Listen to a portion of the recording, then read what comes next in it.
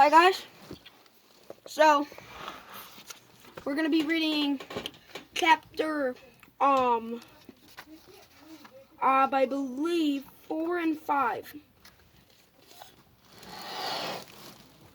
So if you were here last time, you would know that we read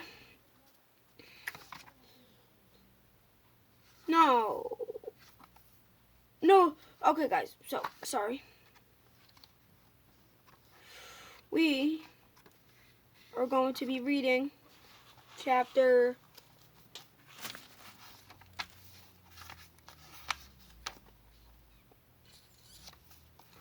chapter 3 and 4. Okay. No, 5 and 6, guys. We're going to be reading chapter 5 and 6. Sorry about the misunderstanding. I didn't mean it. But, yeah. So yeah, guys. Balloon. Okay. Chapter 5. The Unveiling. One brisk evening in late October, the entire prison was yawning with excitement. The prisoners had all gathered in the bleachers under a clear moonlight sky as the prison band played a slow, reverent, and deeply moving redent of whoomp. Where is it? After everyone dried their eyes, Warden Gordon Borden Scamorton stepped onto the stage, congratulating himself. He proudly bragged about his great humanity, confession his intense hatred of intolerant people, and spoke for hours about his legendary breathing. So that's the picture, guys.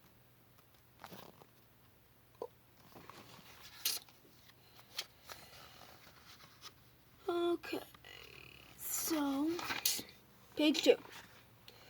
Then the moment of truth arrived. Tippy Tinkletrouser's statue was finally ready to be shown to the world with a great theatrical flair. Tippy proudly strutted out to Tippy proudly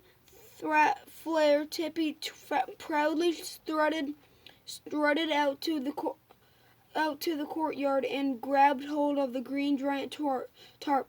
Gentlemen and gentlemen, he announced, it gives me great pleasure to get the heck out of here. Tippy pulled on the tarp and revealed his creation.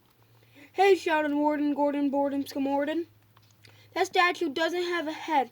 It's not a statue, yelled Tippy as he climbed a tall ladder up to the cockpit.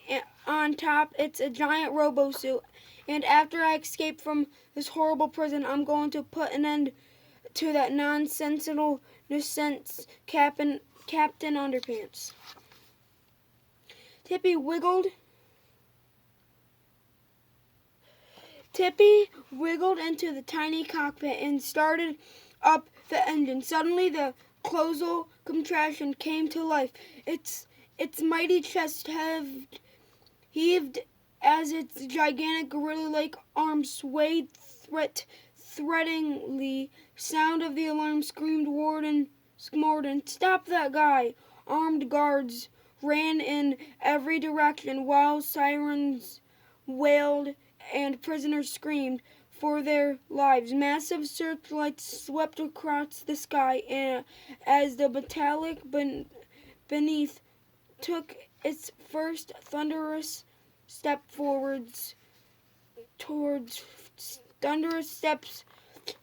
towards freedom. Next page.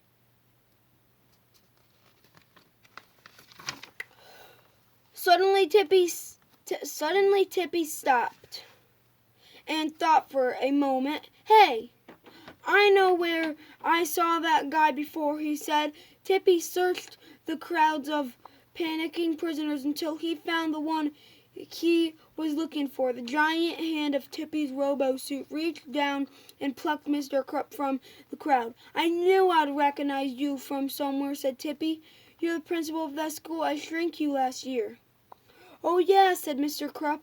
I remember you now. You're that Professor Poopy Pants guy. My name is not Professor Poopy Pants, screamed the angrily villain. That was a ridiculous name, so I changed it to Tippy Tinkle Trousers. Gee, that's a lot better, said Mr. Krupp sarcastically. Tippy glared into Mr. Krupp's defiant eyes. I shall ignore your impudence on one condition, Tippy said. Tell me where I can find George Beard and Harold Hutchins. George and Harold, asked Mr. Krupp as he dangled precariously from Tippy's giant robotic fingertips.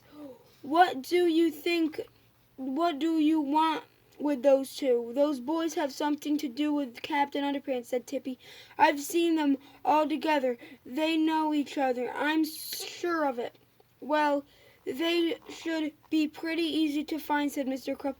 They're both locked up at the Piqua Juvenile Detention Center. They're in juvie. You, said Tippy with a sincere smirk. Then that's where we're gonna go.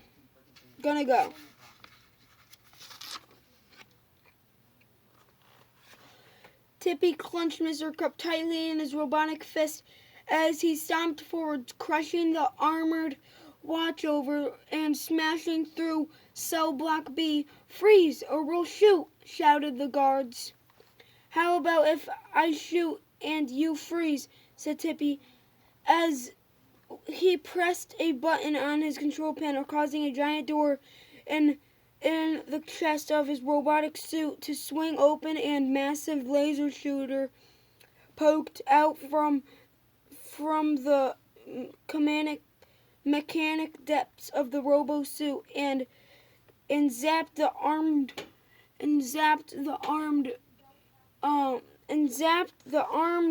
guards. Suddenly they were transformed into frozen statues. What did you do?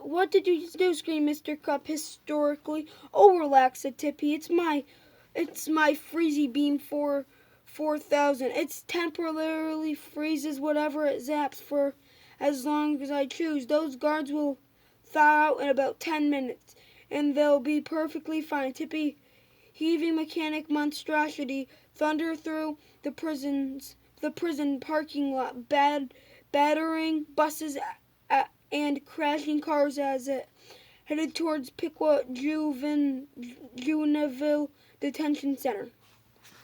I just don't get it, said Mr. Krupp. What's so important about Captain Underpants? That ridiculous superhero foiled my plot to take over the planet and enslave humanity, shouted Tippy. He's the reason I got locked up. Everybody knows that, said Mr. Krupp. But what's going to stop him from defeating you again? Oh, don't you worry about your sweaty little head about that, said Tippy. I've got a few tricks up my sleeve this time.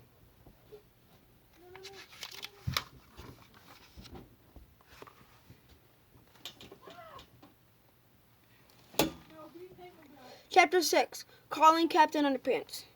Meanwhile, across town at the Piqua Juvenile Detention Center, George and Harold were getting ready for bed. As you know, said George, and I don't really mind being stuck here in juvie. Yeah, said Harold. It's not much different than our old school, except that they had a library books here. They have library books here. And music teacher, said George, and art teacher, said Harold. As two boys discussed the similarities between elementary school and forced convincement and harsh authority penal institute, they heard the sounds of booming footsteps getting louder and louder. Soon their entire building began to shake violently with each thundering stride. George and Harold dashed to their windows and saw Tippy's terrifying robo-suit, stomping towards them, freezing anyone. Everything that stood in its way. Oh no, screamed Harold. We're doomed.